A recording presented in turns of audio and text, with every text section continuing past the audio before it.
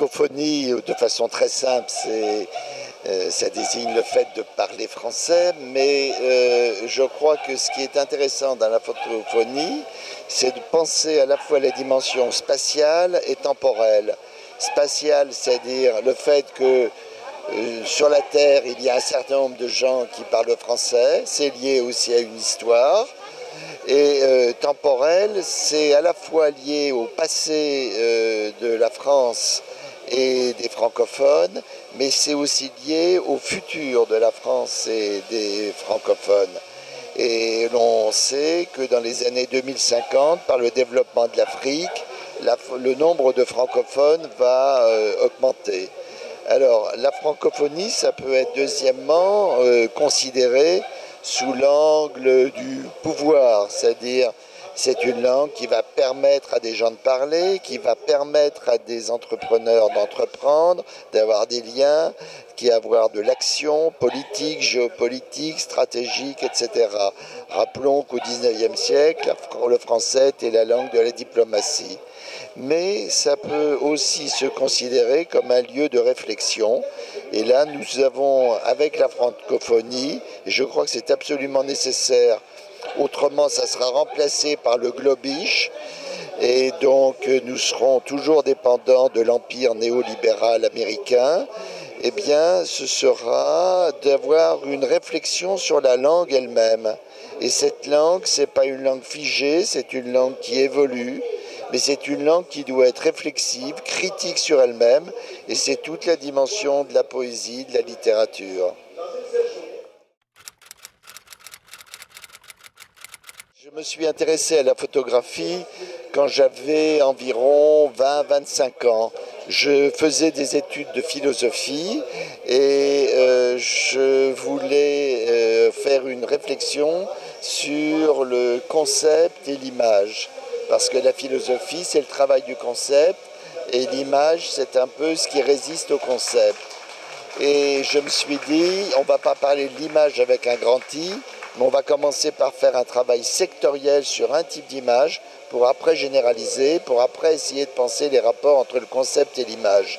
Nous étions à la fin des années 1970, le domaine de l'image qui n'était absolument pas travaillé, c'était la photographie. Et je me suis donc dit, pendant 3-4 ans, je vais travailler sur la photographie. J'ai fait une thèse sur la philosophie de la photographie. Et au lieu d'y rester 3-4 ans, j'y suis resté très longtemps. J'y suis encore dedans, mais je travaille aussi beaucoup la philosophie.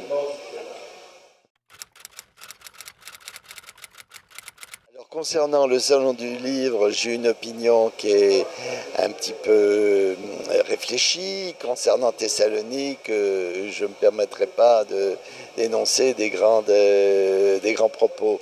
Concernant ce salon du livre, je trouve ça extrêmement dynamique et c'est quelque chose qui est vraiment très positif. Je crois que, voyez-vous, tout à l'heure je vous disais qu'il y avait une opposition entre l'image et le concept. Eh bien là, il y a une opposition, une tension, pourrait-on dire, entre le numérique et l'écriture traditionnelle, donc entre le livre papier et le livre numérique. On sait tous que l'ascenseur n'a pas remplacé l'escalier, et je ne crois pas que le livre numérique remplacera le livre papier. Et je sais que les livres papier se font d'abord avec des outils numériques, ce qui permet de faire des livres tout à fait différents et qui, et nous sommes au cœur de notre problème, permet d'articuler entre l'image et le texte des choses merveilleuses.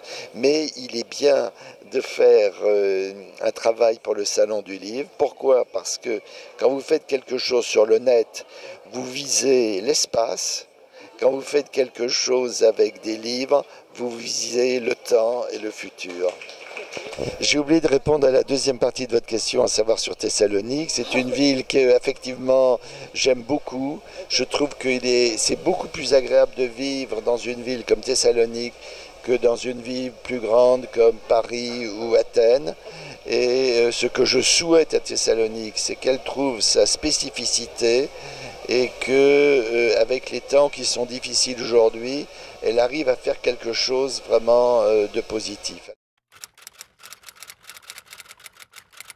Alors maintenant, les réseaux sociaux, c'est quelque chose de capital, ça existe, ça a complètement transformé le monde, ça a moi-même transformé ma pratique de chercheur et ma réflexion en général. J'ai écrit 2 livres récemment sur les réseaux sociaux, un qui s'appelle Le corps Internet. J'essaie de voir comment, par le biais des réseaux sociaux, nous ne sommes pas simplement des purs esprits, mais nous sommes des corps engagés dans les réseaux sociaux. Donc il y a du virtuel d'un côté, mais il y a complètement de l'incarné de l'autre. Et deuxièmement, j'ai réfléchi, j'ai fait un 2e livre qui s'appelle Ego Online, du selfie, sur le selfie. Parce que le selfie, c'est pas une photographie particulière avec un autoportrait, c'est un changement complet de paradigme, dans la mesure où quand j'étais enfant, en un mois, on faisait une 12aine de photos quand on était en vacances. Aujourd'hui, en une journée, on fait 1000 photos. Et surtout, on va poster ces photos. Et donc, on passe d'une photographie traditionnelle qu'on avait dans les mains, qu'on accrochait, qu'on mettait sur le bureau, que l'on pouvait aimer de façon affective, c'était la photographie de notre père ou de notre mère, ou que l'on pouvait admirer, contempler si c'était des œuvres d'art comme un tableau. On passe de cela au online, où on est dans le flux, la circulation, la distribution, et où l'on va soi-même faire rebondir les photos. C'est-à-dire que dans un cas, on s'intéressait dans l'image à ce qui restait, à ce qui restait de façon fixe, et maintenant on est intéressé à la circulation, à la communication. On est donc passé de l'ère moderne à l'ère contemporaine, de l'art moderne à l'art contemporain, qui est inauguré par des gens comme Duchamp, mais qui aujourd'hui prend des dimensions tout à fait autres.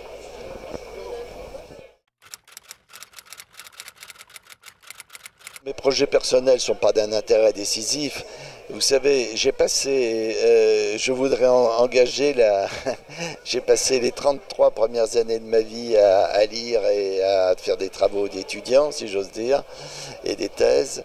Puis les 33 suivantes à faire des livres, et notamment des livres collectifs et des livres en série. Je voudrais maintenant passer les quelques années qui me restent, s'il m'en reste, à faire 2 types de choses. D'une part, à faire des livres qui synthétisent les différentes séries de livres que j'ai fait. Et deuxièmement, c'est ce qui m'intéresse le plus, c'est peut-être pour ça que je le ferai jamais, c'est faire des livres qui partent d'une autre origine et qui essayent de penser autrement les choses. Voilà. Je vous remercie en tout cas beaucoup, ainsi que l'organisateur du salon et qui est de la francophonie, notre consul de France à Thessalonique, monsieur Philippe Ray. C'est vraiment du très très bon travail et toute l'équipe a été formidable et au service de tout le monde, c'était merveilleux. Au revoir. Merci beaucoup. Merci.